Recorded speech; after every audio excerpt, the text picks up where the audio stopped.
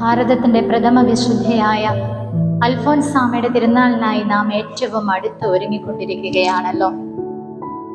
ഈ ലോക ജീവിതത്തിനും അപ്പുറം മറ്റൊരു ജീവിതം നമ്മെ കാത്തിരിപ്പുണ്ട് എന്നുള്ള ഓർമ്മപ്പെടുത്തലാണ് വിശുദ്ധ അൽഫോൻസാമയുടെ ജീവിതം നമ്മുടെ മുൻപിൽ വരച്ചു കാട്ടുക. നേടാവുന്നതും അനുഭവിക്കാവുന്നതുമായ എല്ലാ സൗഭാഗ്യങ്ങളും സന്തോഷങ്ങളും വേണ്ട എന്ന് വയ്ക്കാനുള്ള ഒരു ധീരത അന്നക്കുട്ടി എന്ന സാധാരണ പെൺകുട്ടിക്കുണ്ടായിരുന്നു. ഈ ലോകത്തിൽ നാം നേടുന്ന പേരും പെരുമയും പ്രശസ്തിയും അധികാരങ്ങളും സമ്പത്തും എന്ന് വേണ്ട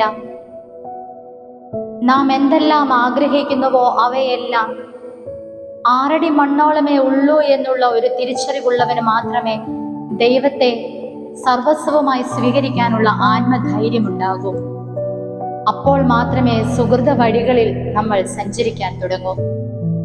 ജീവിതം ഒന്നേ ഉള്ളൂ, അത് അടിച്ചു പൊളിച്ച് ജീവിക്കണം എന്ന് പറയുന്ന ഈ യുഗത്തിന്റെ തലമുറയ്ക്ക് അൽഫോൻസാമ നൽകുന്ന ഒരു സന്ദേശമുണ്ട്.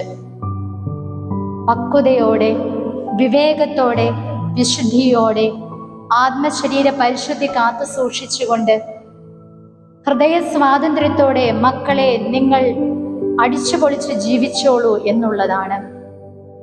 ഈ ഹൃദയ സ്വാതന്ത്ര്യം നമ്മിൽ ഉടലെടുക്കണമെങ്കിൽ നിരന്തരം പരിശുദ്ധ കുർബാനയോട് സ്നേഹമുള്ളവരാകുക, പ്രാർത്ഥനയിൽ മടുപ്പ് തോന്നാത്തവരാകുക, പരിശുദ്ധ അമ്മയുടെ കരം പിടിച്ച് സഭയോട് ചേർന്ന് യാത്ര ചെയ്യുക.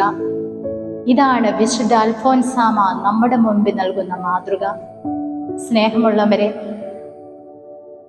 അൽഫോൻസാമയുടെ മാധ്യസ്ഥം നമുക്ക് പ്രാർത്ഥിക്കാം. ആഗതമാകുന്ന തിരുനാളിന്റെ മംഗളങ്ങൾ ഏവർക്കും ഏറെ സ്നേഹത്തോടെ ആശംസിച്ചുകൊണ്ട് നിർത്തുന്നു. വിശുദ്ധയാകും അൽഫോൻസാമേ, ഞങ്ങൾക്കു വേണ്ടി പ്രാർത്ഥിക്കണമേ. വിശുദ്ധയാകും അൽഫോൻസാമേ, ഞങ്ങൾക്കു വേണ്ടി പ്രാർത്ഥിക്കണമേ.